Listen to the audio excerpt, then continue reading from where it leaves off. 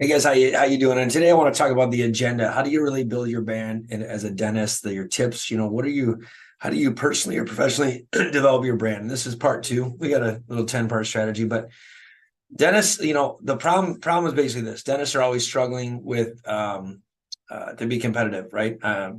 Or to be compared or to create a strong brand, or how do they create this, reputation, and how do they get people to follow them, differently than somebody else. I mean, I practice in Genesee County, and I think there's 100 dentists around me, and it's amazing to me how I can stay relevant or competitive or whatever. I don't like the words competitive and comparing, but at the end of the day, it's the facts, right? Like, you want people to come to your office. So how can you establish this brand identity? Like, how do you provide this outstanding patient experience and stand out from all your dentists or your colleagues? Like, how do you do it? I think some things to consider are a few things. I think one, the community needs to know what you stand for and who you are. Like, do you engage in the community? One of the greatest things that I ever did was I started the free day of dentistry, and it was the first Saturday after Thanksgiving every time. And a lot of that is because I was born and raised in Flint, Michigan, raised by a single mom. I remember what it was like not to have health insurance. I remember what it was like not being able to go to the doctors. And even when I was married with my wife, when we were struggling through dental school, I can remember what it was like. And I always said, if I ever get to a point where I have the ability to help out people, that's what I'm going to do.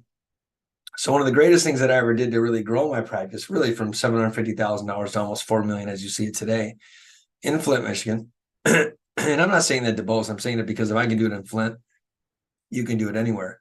Was community involvement. Like, people need to know who you are. Remember, the community wants to rally around people that they can be a part of. They want to be part of this group.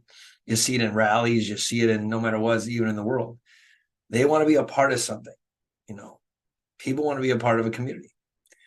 Second thing to consider is patient testimonials. Like, how do you get other patients that come to you, that respect and love you? How do you get them to give testimonials?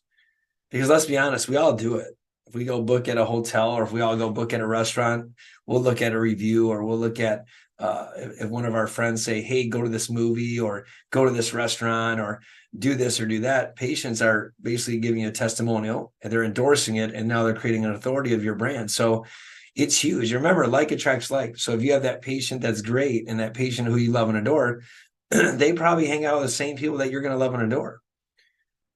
So patient testimonials are huge. Hopefully they're good. And then when they're here, can you create that experience for them? The wow. Dentistry itself, dentistry in itself is one of those stressful things. Four hands in the mouth, you got an assistant, you got me, you got a hygienist, you got all these drills, you got this noise, you got the aroma. Can you create an other experience besides medicine? And so I really took pride of creating a home warm environment in my practice. Are you handing out gifts? Are you making the patient feel like there's something great? Are you making them feel exceptional? Are you making them feel like they're a part of something bigger? What is it that you're doing?